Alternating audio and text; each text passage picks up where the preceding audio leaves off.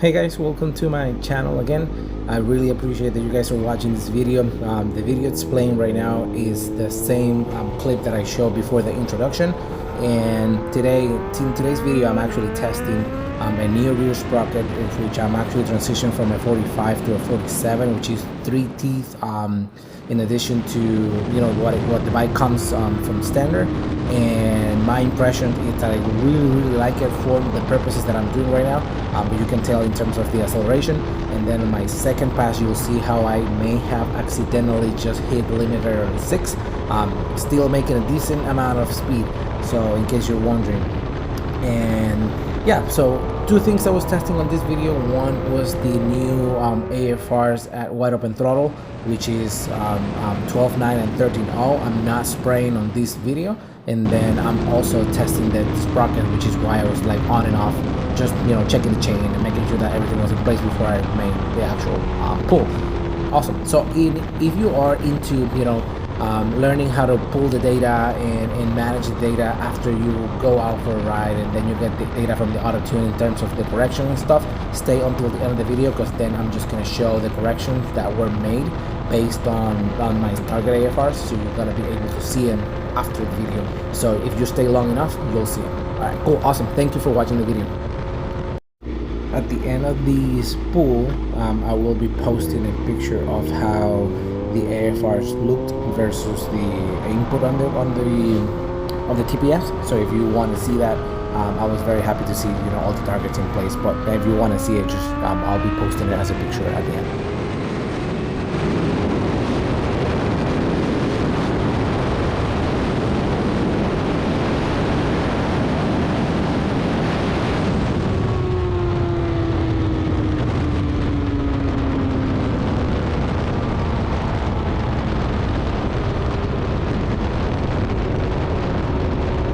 Alright, so this is the pass that I just did, or pull on the street that I just did. On the blue line is the TPS, the input, and then the red is the AFR. So I know I don't have the data label so you guys can see the actual numbers, but after I checked the data, which is what I wanted to do, and to ensure that my targets AFRs were in the correct place, you can see around at the bottom about the 6, there's a line on, there's a spike. That spike was actually a 16 AFR. If I remember correctly, I actually hit limiter when I was going from like 3rd to 4th, or maybe 2nd to 3rd, and then so that's why you see that spike. But other than that, on the areas on the blue, it's at the top where is actually showing 100% input on my throttle.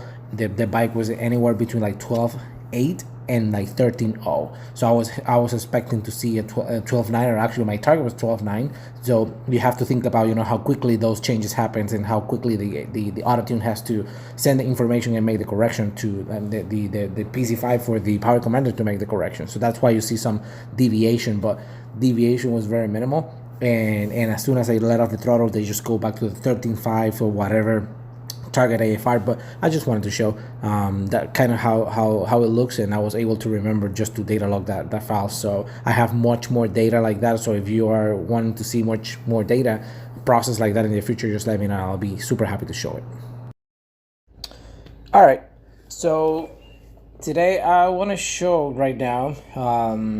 So this week I actually built a new AFR table for daily use, which I think I mentioned that my main intention was to make a little bit more richer the area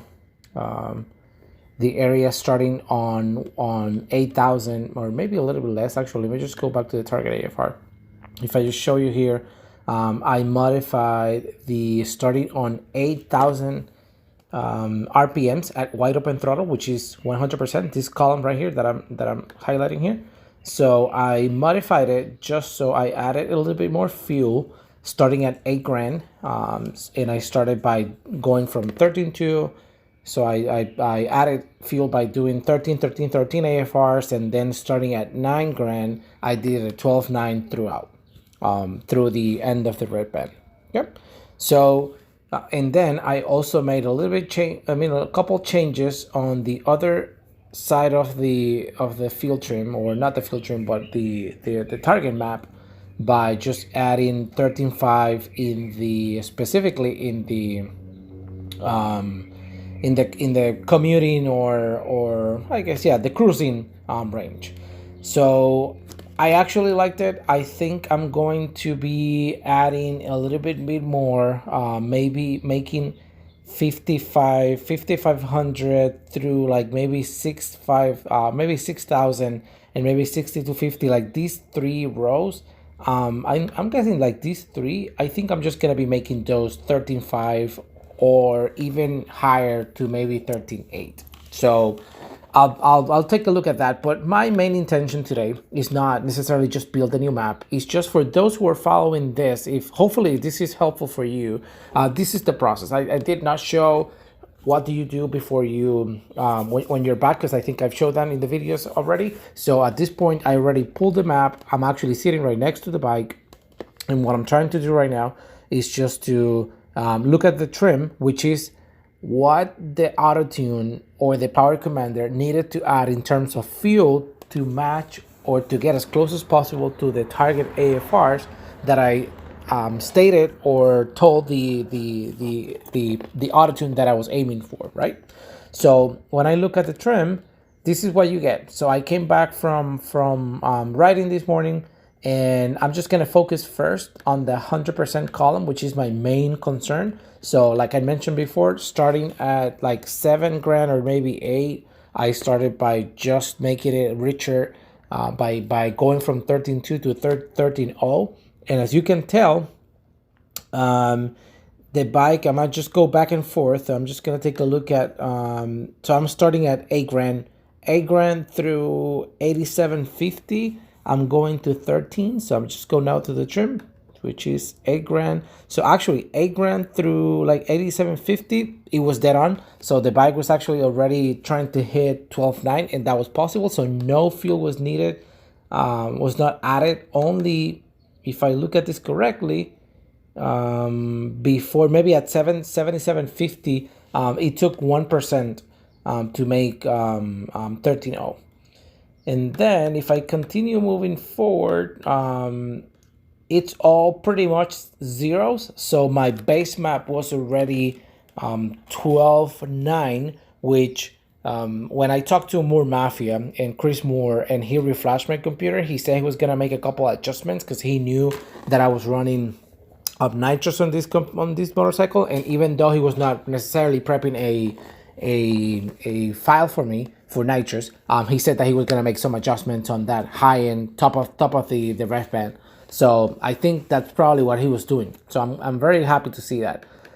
And then if I go back to my target, you will see that I started 12.9 through from 9,000 RPMs through 13. And if I go to my trim, starting at 9,000 all the way through 10,500, the bike was already doing 12, so no fuel was needed, at least on today's conditions. It was actually not cold, but it was like in the 70s, maybe mid 60s this morning when I was riding. So that maybe that takes, that has something to do with it. And then in starting from 10,750 through 13, there were some areas where no fuel was needed, or if you can see here, 2% was needed at 11, 2% was needed at 11,250, and 2% was needed at 11,500, and then 3% was needed to make it 12.9 based on what I had. So yeah, super happy with that. And then it was dead on, like all the way through limiter. It was pretty much spot on. I mean, I'm not on this ref range because that my bike actually doesn't ref that high, so that's good. And then if you remember, I make my changes throughout the cruising range, which I actually make it a little bit leaner by going from 13.2 throughout the map to like a 13.5. And I can tell that this range right here, I'm just going to highlight anywhere from like 4 grand, maybe up to like 5750. I think I'm just gonna make that 13.8 because I feel like the bike doesn't need that much fuel in that range. So I can benefit from actually making it a little bit leaner. So I mean, and maybe not 40%, but maybe here like 5% through 15. I'm just gonna give it a try and see how that feels next time. But that's my next target. But for now, I'm super happy with how the bike performed like at the top. And I guess now that you can see the areas that I highlighted, the 13.5, you can tell that at 4,500 it added 9% of fuel, and then at 4,750 it subtracted 3%, and then 8% added at 6 grand. So you can see, I mean, it's close, so it's making its correction. So I'm very happy to see that, you know, the map is actually, you know, getting to a place where bike is, you know, the auto tune and the bike are working based on my targets. Of course, one day I'll take it to a dyno and get a dyno to see if I can get a base map and use the auto tune, I guess, to just for, you know, future modifications after I go into a dyno, or maybe changes based on, you know, conditions. So yep, so that's it. In case you missed it last time, I'm just gonna go to Power Commanders, actually map tools, and I'm just gonna go to auto tune tables, and I'm just gonna say, hey, accept all trims. So now I'm accepting the trims, and now this just became zeros, and now this became my new map on my new base map on my Power Commander.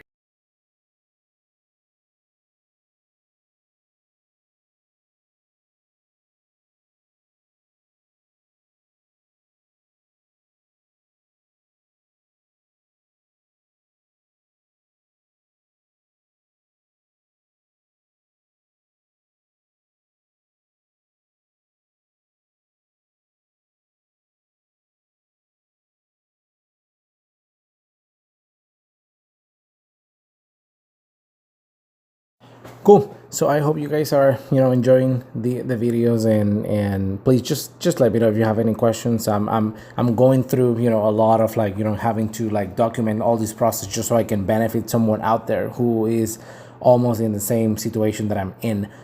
So if you can benefit from this, I'm hoping that you can take something from it, and you can really learn something. So I spent a lot of time. I'm not the best writer ever, and I'm not the most knowledgeable person on GSX-S1000. There's a lot more people like more you know, with like more expertise than I have. But I've been trying and testing a lot of things. So everything I learned, I just wanted to share just so you people can benefit from what I'm doing. So yeah, I hope you enjoy it. Please like the video, and then just let me know what else you want to see next in the future. All right, cool, awesome.